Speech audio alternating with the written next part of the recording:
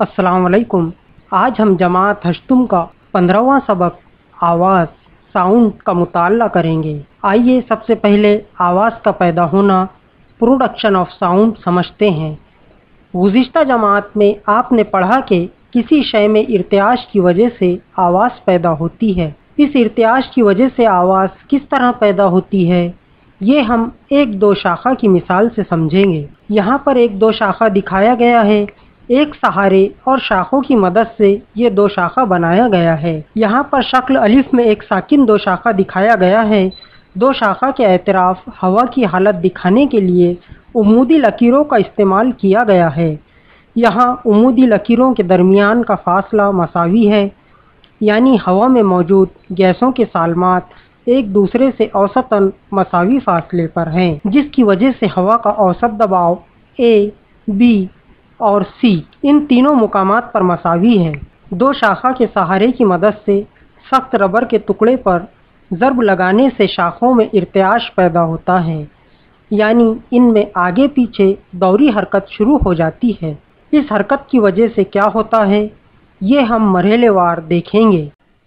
इर्तियाश के दौरान शक्ल के मुताबिक दो शाखा की शाखें एक दूसरे से दूर हो जाने पर शाख के बाहर की हवा दबने पर हवा का दबाव पहले की बनिस्बत बढ़ जाता है। शक्ल में हवा के हिस्सा अलिफ के मुकाम पर ज़्यादा दबाव की हालत पैदा होती है।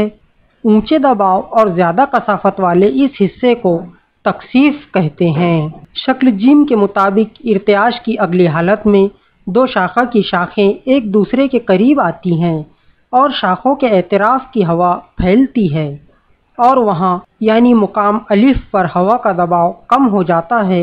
कम दबाव और कम कसाफत वाले इस हिस्से को तलतीफ़ कहते हैं। लेकिन इसी वक्त पहले की तकसीफ़ी हालत में हवा के सालमात अपनी तवानाई अगले मुकाम के सालमात पर मुंतकिल करने से वहाँ की हवा में तकसीफ वाक़या होती है।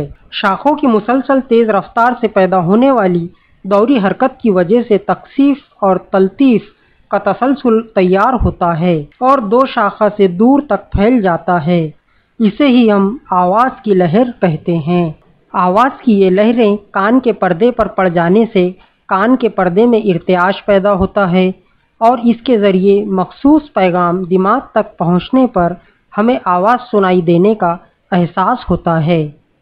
हवा में आवाज़ की लहर पैदा होने पर हवा मुसलसल आगे बढ़ती है, जिसकी वजह से हवा के सालमात उसी मुकाम पर आगे पीछे हरकत करते हैं और तकसीफ व तलतीफ़ की हालत आगे की हवा में पैदा होती है। आवाज़ की इशाअत और वास्ता। गुज़िश्ता जमात में आपने पढ़ा है कि आवाज़ हवा, पानी या किसी ठोस वास्ते से सफ़र करते हुए हमारे कानों तक पहुँचती है। अगर आवाज़ का मनबा और हमारे कान के दरमियान ऐसा कोई वास्ता ना हो तो क्या होगा? तजुर्बे के ज़रिए साबित किया जा सकता है कि आवाज़ के पैदा होने और उसकी इशाअत के लिए हवा जैसा वास्ता होना ज़रूरी है। आइए तजुर्बा करके देखते हैं। इस तजुर्बे में हमने शीशे के एक बेल जार को एक हमवार सतह पर रखा गया है। इसे एक नली के ज़रिए खला पंप वैक्यूम पंप से जोड़ा गया है। इस पंप की मदद से हम बेल जार की हवा बाहर निकाल सकते हैं। शक्ल के मुताबिक एक बरकी घंटी बेल जार के ढक्कन से जोड़ी गई है। तजुर्बे के इब्तिदा में खला पंप बंद होने की वजह से बेल जार में हवा मौजूद है। इस वक्त बरकी घंटी की कुंजी दबाते ही इसकी आवाज़ बेल जार से बाहर सुनाई देती है। अब खला पंप के ज़रिए हवा आहिस्ता आहिस्ता बाहर खारिज करने पर बेल जार में मौजूद हवा आहिस्ता आहिस्ता कम हो जाती है। हवा की मिकदार जैसे जैसे कम होती है वैसे वैसे बरकी घंटी की आवाज़ भी कम होती जाती है। खला पंप काफ़ी वक्त अमल में रहने पर बेल जार की बहुत हद तक हवा कम हो जाती है। इस वक्त बरकी घंटी की आवाज़ बहुत ही कम सुनाई देती है। इस तजुर्बे से ये बात साबित होती है कि आवाज़ की इशाअत के लिए वास्ता ज़रूरी है। आइए आवाज़ की लहरों का ताअद्दुद फ्रीक्वेंसी ऑफ साउंड वेव्स समझते हैं। आपने देखा कि दो शाखा की मदद से हवा में तकसीफ और तलतीफ़ किस तरह पैदा होती है। मज़ीद बारीक बीनी से मुशाहिदा करने पर हवा की कसाफत और दबाव में शक्ल के मुताबिक तब्दीली होंगी। हवा में किसी भी चीज़ के इर्तियाज से आवाज़ की लहरें पैदा होती है। शक्ल के मुताबिक तकसीफ और तलतीफ़ मिलकर लहरों का एक चक्कर साइकिल तैयार करते हैं। दो शाखा की शाखें एक सेकंड में जितनी बार आगे पीछे होती हैं, उतनी ही लहरें हवा में एक सेकंड में तैयार होती हैं।